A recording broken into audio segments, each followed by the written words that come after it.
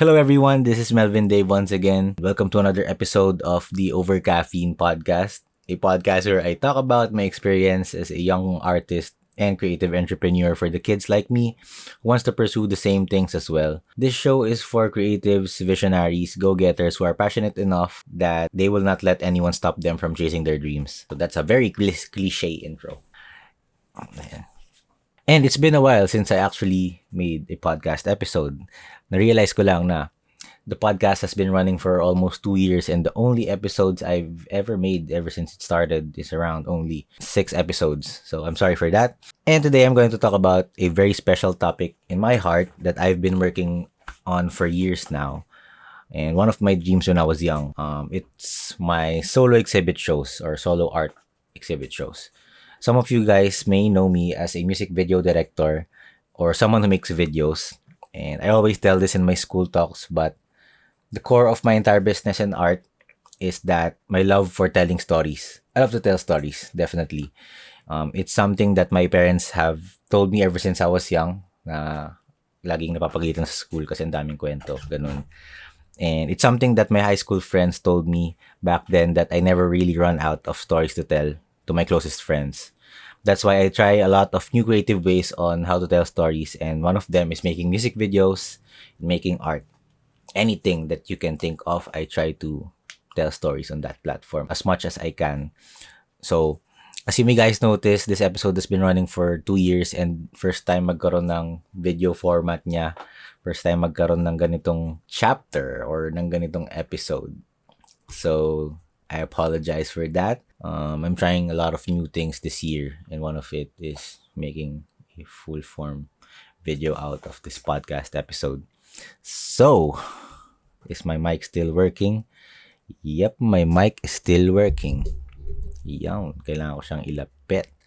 So, a little background about me. I started to learn Photoshop before Premiere Pro. And Photoshop doesn't really require any much computer power when you're only doing basic editing. That's why it's the only thing I can do back then when my computer is still old. Like for 7 years ago, my computer was already an Intel 9092 chip that loads Photoshop CS6 in 15 minutes.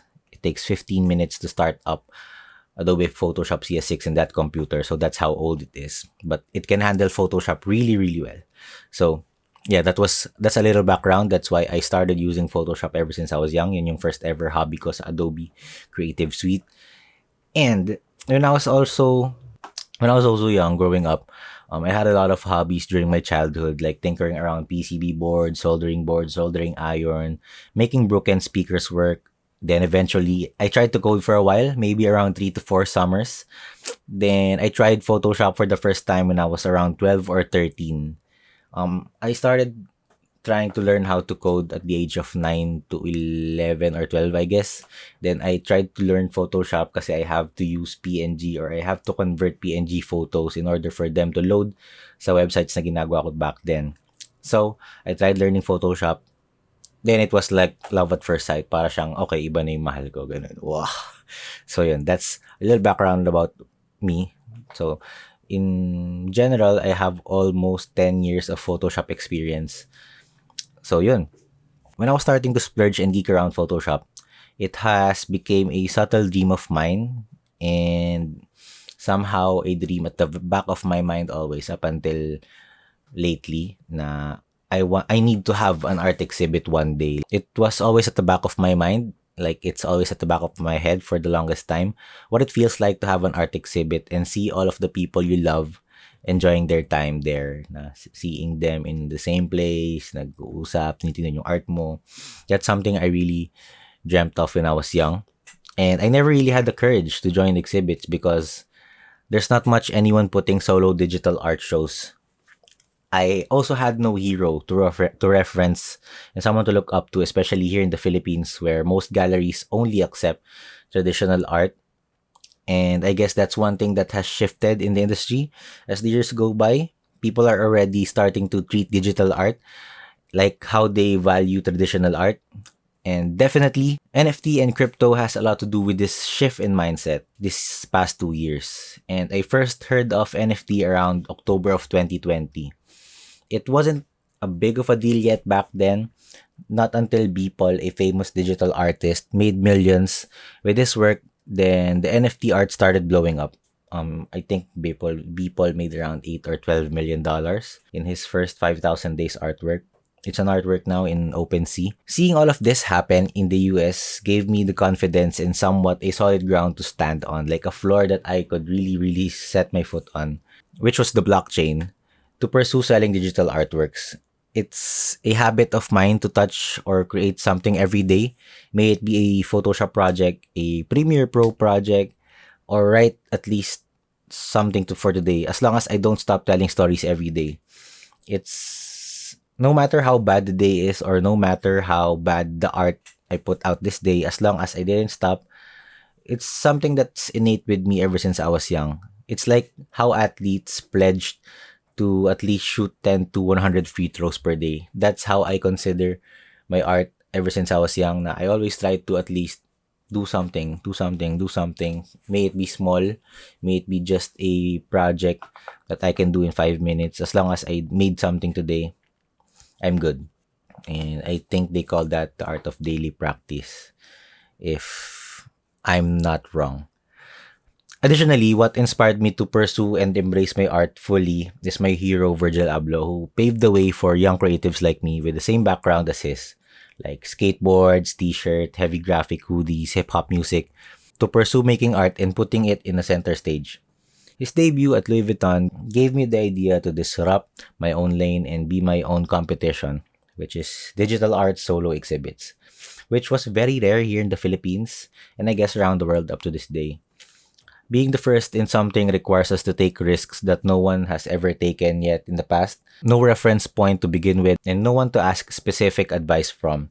So because of this, I had a lot of things to do on my own for the very first time, with no guidance and no mentors. I know that most galleries here in the Philippines don't entertain digital artists. That's why I've decided to go fully independent, or to go fully in that independent route. And what do I mean by the independent route? In the art world, usually it's the art galleries and curators that sell your pieces to interested buyers. They get a percentage of that painting, and that's already their profit. When I decided to put up 001, I already had two problems. One is just I'm a starting artist. Two, I may have made small waves in the music video industry, but in the fine art world, I'm just a nobody. Additionally, I'm not a traditional artist, so this makes everything a lot more complicated. Like it's double kill ika nga, or triple kill. So I've came up with a plan to pull this off in the independent route. What do I mean by the independent route again? I stole this idea from the music industry where independent artists putting out their own music on their own, they're the ones doing everything from actually making the music itself to marketing it to putting up shows for it to putting up merch for it, etc., etc. And I copied this style and applied it to my art. So at first, I tried to ask galleries if they would let me rent their space for an exhibit. Most galleries here in the Philippines don't offer this because they curate the artists they want to show on their spaces. And most of them are leaning towards the percentage route in every piece sold. So I absolutely junked the idea of reaching out to big galleries. Then I started planning my first fully independent solo exhibit. My event organizing skills is something that I learned from my mentor Dog Brock while working with him in TMP for the last 3 years. The first thing you need to secure in every event is your venue. This is also something I learned from him and Ate Nicole. Shoutouts to them. In my first exhibit, choosing the venue location is both a strategic and artistic direction. I asked for help to Kuya Dog in reaching out to my prospective venue, Stockroom. Shoutouts to Kuya Mong Feliciano, another great artist. And Stockroom is located strategically in between the art street of Makati, which is Bangkal. Around that perimeter, there are 3 or 4 galleries that are placed there. So having a show in that street na may 3 to 4 art galleries is already a message in the world that Melvin Davis arrived. Second thing that I secured for the exhibit is the manufacturing of the artwork and frames. Luckily, there are a lot of print shops around Manila that offers framing and printing. So this is already a relief for everyone na something that you can already remove in your to-do list. since you can find it easily kahit search nyo na lang sa marketplace, printing and framing. Third problem I had during Exhibit 1 is how do I invite people to the exhibit? This is where social media really helped me out. You see, growing up, I already had a habit of adding people on my personal Facebook account that I feel in the same path as I am. I'm not sure if it was luck, but most of the connections I have now are mostly because I added them before they became successful. Most of the network that I have now are some strangers I added 4 to 6 years ago that are in the same industry as I am. We all watch our careers grow from afar. We are all fan of each and everybody's work. Parang yung circle namin ngayon, fan kami ng isa't isa growing up. And some of them are still my best friends up to this date. Shoutouts to everyone that I've met online, my internet friends. And that's why consistent posting schedule on my social media account is something that I implement. This is for potential clients, collaborators, and investors to see what I'm up to and eventually convert them into fans or customers. That is why every exhibit I try to put out as many content and posts as possible so that everyone is aware that I'm having a show. At first, I was skeptical about this, but it's one thing that I noticed during the first exhibit na most of my friends, hindi man sila nakapunta lahat, but they invited people to come and visit my show. I've met gallery owners and personalities in my exhibit that I wasn't really expecting to be there. The only reason why they were there is that they saw my exhibit posts and some of the posts that were shared by my friends, or some of them got invited by my online friends na talagang in-invite lang sila for them to go. So yeah, one tip that I leave you is that you don't really know who's out there watching your work. You don't really know who's out there seeing your work. So just keep on creating, keep on improving yourself, keep on improving your art, because one day you'll never know who will come out to that door or who will be your next client. So yeah, on the business side of things, I know that putting up an exhibit is going to be expensive. That is why I try to think of ways on selling stuff other than my artworks. To consider the small costs like staffing, drinks, and the day-to-day overhead cost of the exhibit.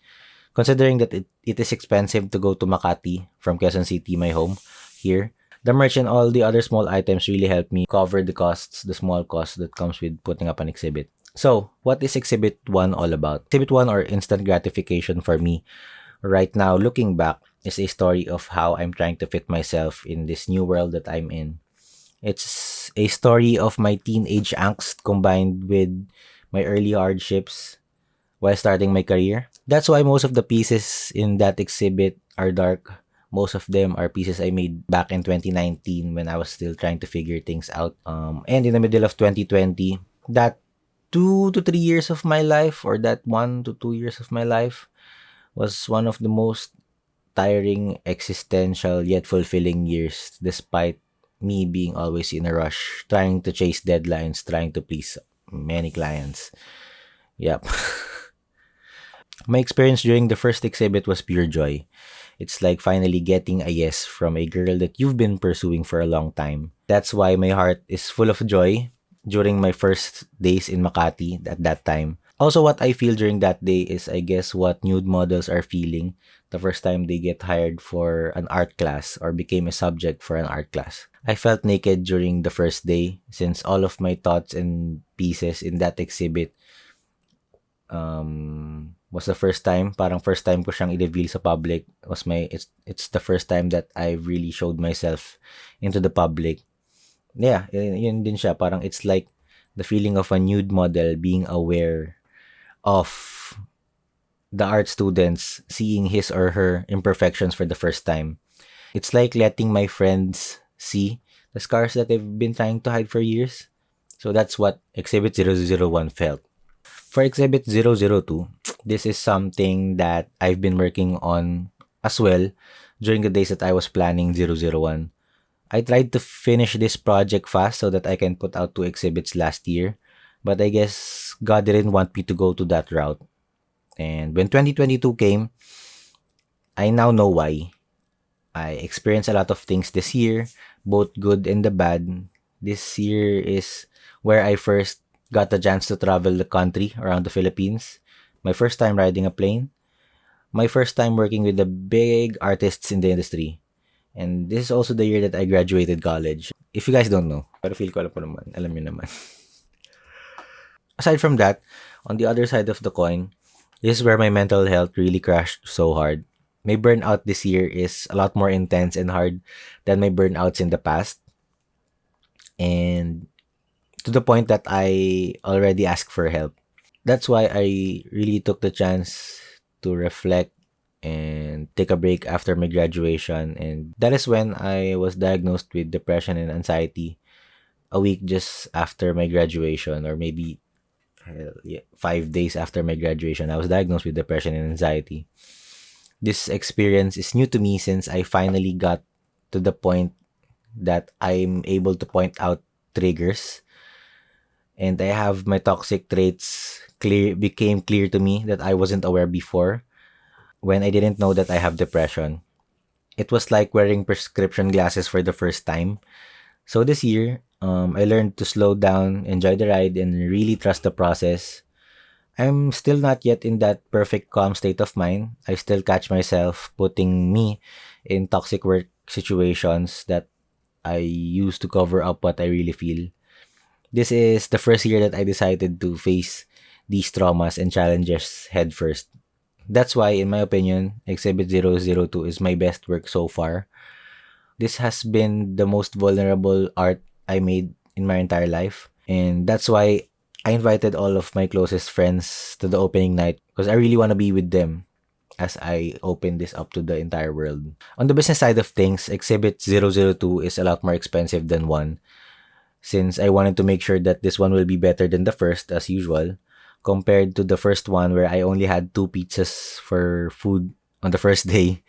This year, I decided to book a catering service to really make my guests feel happy. And here are the additional expenses I had this year that I didn't have last year.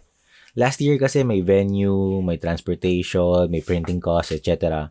In this year, meron pa rin namang ganun. May ganun pa rin akong expenses and travel costs, etc. Transporting, egress. This year, what's changed is that meron ng catering service. Security, since I'll be expecting a lot of VIPs this year compared to last year since mas planado yung execution ngayon. Bigger venue to cater a bigger crowd. DJ sets for an entire day since last year. I only played Spotify playlist sa first show. 5, a lot more drinks since based on my observation and asking around, exhibits usually have a lot of alcohol in their menu. I don't know why, but yeah. Number 6, invitation cards. For the first day, since I already had owners from my first exhibit, I already have art or NFT owners of my first pieces. So I wanted to invite them all. That's why I made invitations this year. 7, different payment methods and crypto wallets. Last year kasi a lot of buyers wanted to buy from me but they have a different wallet compared to mine, which was OpenSea, yung platform ko. Some of them wanted to buy in Binance. Kaya this year, I'm opening up a new payment method and wallet transfers to cater more art buyers. This is a snapshot of my current phase in life where I learned to finally accept and forgive myself for my flaws that I've been trying to hide for years. Something I can look back in the future and thank God that I took the risk. To wrap it up, this new episode, other than promoting the second exhibit, is for everyone or for all the next creatives out there to serve as a guide if they're planning out to put up a show or a solo art show in the future. You can use my blueprint and improve it into something better. After all, my vision in life is to achieve the things for the kids like me and for the kids like us. So if you're interested and you know someone who's interested, I'm inviting everyone to come and visit my exhibit this August 23 to 29 in 395 Adela Street, San Miguel, Manila City. Also known as Backroom Creative Space. You can search them on IG. Shoutouts to everyone in Backroom. It would be nice for me to meet the podcast listeners and online friends there. I hope I see you all guys there. And I hope this episode is able to help yung mga gusto mag-put out ng exhibits one day na digital artists na dati kala nila hindi pwede. Pero ngayon, I'm here trying to prove na pwede siyang gawin. It's possible that you can put solo exhibit shows kahit na digital artist ka, and in this country na very traditional. I hope this serves as a guide and inspiration somehow. So that's it. This has been another episode of Over Caffeine Podcast. See you all on August 23 to 29 in Manila. And I hope I'll see you guys in the next one. Peace. See ya.